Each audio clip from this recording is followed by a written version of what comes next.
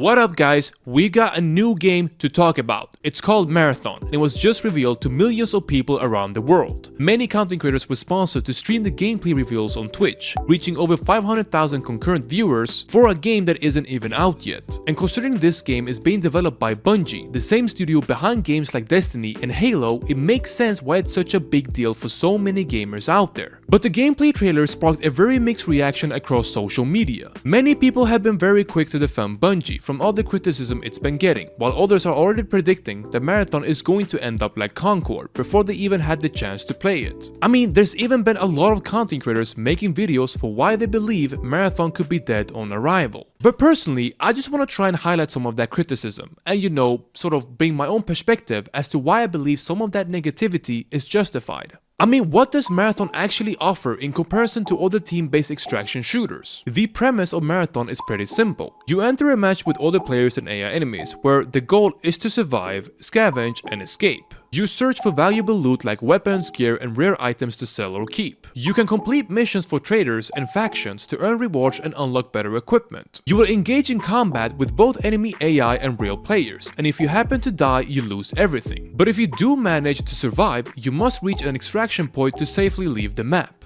Every other extraction shooter I can think of, like Escape from Tarkov or Hunt Showdown, already offers the same level of game design. Marathon doesn't seem to innovate on the genre in any meaningful way. And while that isn't necessarily a bad thing by default, it still raises the question, why should anyone choose to play Marathon over the other games? During an interview, the game director of Marathon was asked what the main pillars of innovation are for this game. Like, what makes Marathon stand out in comparison to those other games in the same genre? Yeah, so there's actually 2 or 3 different angles that we're looking at. We're really looking at it from like a social-based kind of angle, where it's like, what does it mean to be a part of a crew that's trying to survive as opposed to survival? The social aspect as a core pillar of innovation doesn't make much sense to me, especially when basic features like proximity chat aren't even included. And from what I've seen so far, being a part of a team in Marathon doesn't look any different from what we've already seen in other team-based extraction shooters. It all feels the same. The second so-called pillar of innovation that the game director is highlighting is the fact that the game is launching on multiple platforms. Another area is that we're actually thinking about how do we play this across multiple platforms. Like, for example, like extraction shooters mostly are PC oriented these days, but we've built a lot into like sort of how do you use controller and do that? How do you play in that way, right? I mean, sure, you're making the game more accessible by releasing it to consoles, but what does that have to do with Marathon innovating as an extraction shooter? Like, how does that even push innovation in the game design of the genre itself? The third pillar of innovation for the genre is going to be the context of the world, the narrative, so to speak. And the third layer is, I think we're trying to like do something a little bit quirky here on this front, but how do you enrich the sort of context of the world of that space? Like, how do you care about like what's happening to the world, like what's happening in the narrative as you're sort of going through it, like what's... It was also revealed on SkillUp's video that they have apparently not even written the entire story yet, despite being 5 months away from releasing the game to the public. How is it that the game director of one of the biggest studios in the gaming industry is telling us that the main selling point for their extraction shooter is the social aspect? Or, the ability to play the game on a freaking console? Like, am I going crazy, or do you guys see the problem here? The other thing I want to bring up, something a lot of people have already talked about, is the premium price they're planning to charge on top of a battle pass and potentially selling cosmetic skins and items in the in-game store. It's been said that Marathon would launch with just 6 heroes, 4 maps, and only 1 game mode, Extraction. And with that in mind, in a market full of free-to-play games that offer way more content and features, why would anyone want to participate in a monetization model that is so aggressive? Just look at Delta Force. It launched 6 months ago, has had a healthy player base ever since, and includes an extraction mode, a large-scale battlefield mode, and even a full campaign, completely free. Delta Force will also launch on consoles very soon. Now, some people actually like Marathon for a few reasons, like the art style, or how the gameplay feels similar to something like Apex Legends or Destiny 2. And while the graphics and the visual style are important to a degree which many people have discussed, I would argue that they shouldn't really be the main selling point of your game.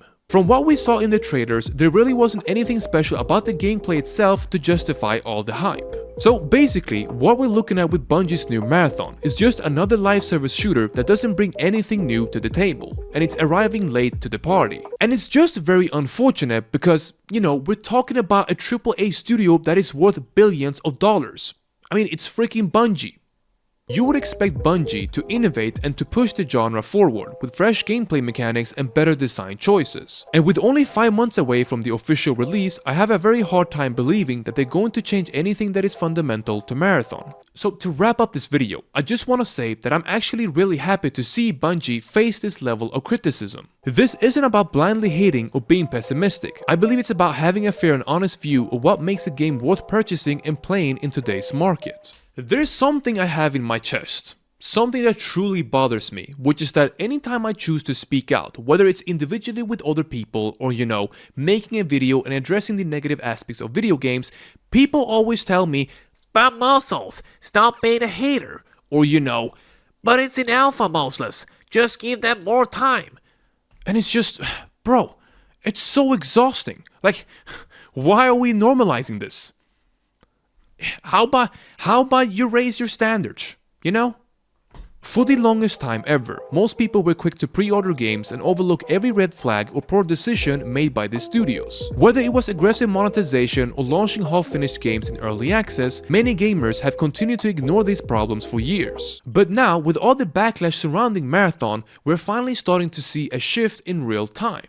More players than ever are finally standing up for themselves and for what they believe in. People are starting to realize that they don't want to accept this level of disrespect anymore. Either way, I love having these conversations about video games, whether they have the potential to succeed or fail. And while I haven't had the chance to play Marathon myself, I'm going to remain skeptical until I get my hands on it. That's about it, guys. If you want to see more similar videos, make sure to like this one and subscribe to the channel. And thank you guys once again for watching the video.